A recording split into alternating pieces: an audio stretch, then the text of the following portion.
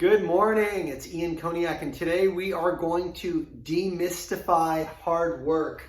I used to think that it was impossible to make a ton of money unless I worked 70, 80 hours a week. And the biggest secret that nobody shared with me is it's not about how hard you work, it's about what you're working on when you're working.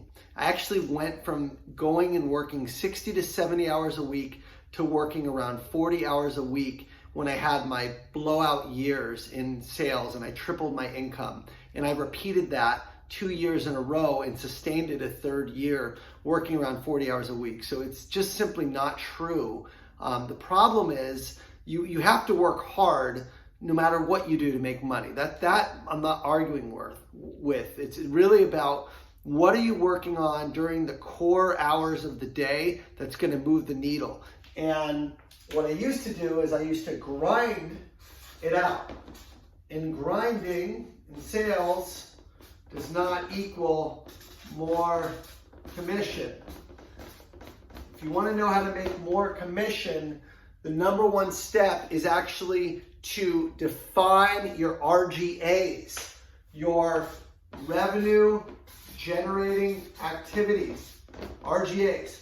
So things like expense reports, things like entering data into the CRM, things like taking training, enablement, admin work, getting back to emails. A lot of that stuff is not going to move the needle on your business. And that's where a lot of people live. They spend the bulk of their time thinking just because they're busy that they're getting work done. And that's not the case. What I do is I define my RGAs, and candidly, it's pretty much the same for any sales job that you're in. And there's 4 main RGAs that'll make you more money in the same amount of hours.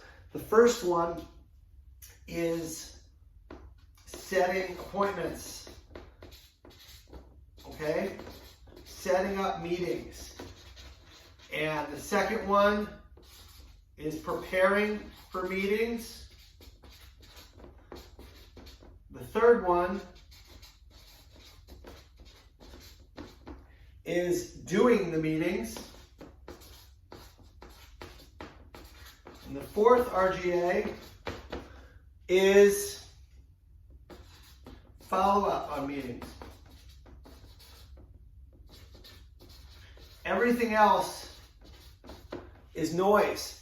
Everything else is noise.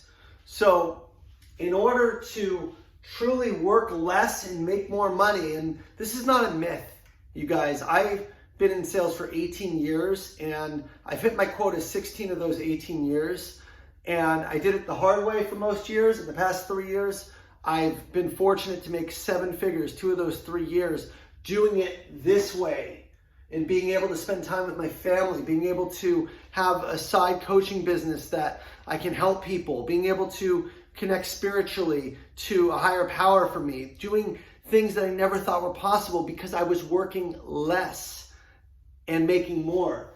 And these key activities are truly what is going to move the needle. So who do we need to call to set up appointments related to either creating new opportunities or moving existing opportunities forward? Who else do we need to meet with?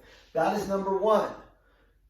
Preparing, doing dry runs for those meetings, making sure that we create the deck for those meetings, doing the spreadsheets when you're doing proposals. That's all prep for meetings. That all counts. Critical to be able to do that. Then it's actually doing the meetings. And this is the fun part of sales, right? This is where we have our best times, is when we're in front of customers, sharing how we can impact their business, how we can help them become heroes in their own companies through change, through transformation that our products and services enable. And here's where a lot of people miss, is the follow-up. This is the response to the email that you send out, summarizing the meeting, the next steps, making sure that all the next steps and the next appointments are scheduled, being able to set up that business case review, being able to set up that implementation partner to come in and scope out the needs. That's all considered follow-up on the meetings to move deals forward. If you're not doing these things during the day, I ask you, what else is there in sales that's more important? This has to come first. Everything else is filler. Everything else is noise. So knowing your priorities, knowing where you want to spend your time and how to spend your time is the way that you can go and crush it without having to grind. One other nugget I'm going to leave you with is work expands to fill the time allotted. So if you say, I'm going to work 12 hours, you will have 12 hours of work. If you say, I'm only going to work from 9 to 5 today, and I'm going to go take 30 minutes to go have lunch with my family, that 8 hours that you're working, or 7.5 or whatever it is, you are going to be more efficient with your time. So what might take one person an hour to draft an email that's got to be perfect will take me 5 minutes for the same email because I don't have the time. So the less time you allocate, the more efficient you have to be. That's why executives are short with communications, because they don't have that much time. Well, treat yourself like an executive. Your time is valuable. Efficiency is gained through compressing time, giving yourself less time to do things so that you could be more efficient, okay? And that's how you can actually start to value your own time and put things that are important, like time with your family, like time with your kids, like time doing health and exercise. I'm going to go on my Peloton bike in a minute. I go swimming with my son and my wife in the afternoons. These are all things that are only possible because I'm efficient with my time. I hope this helps you guys. Happy selling. Have a great week.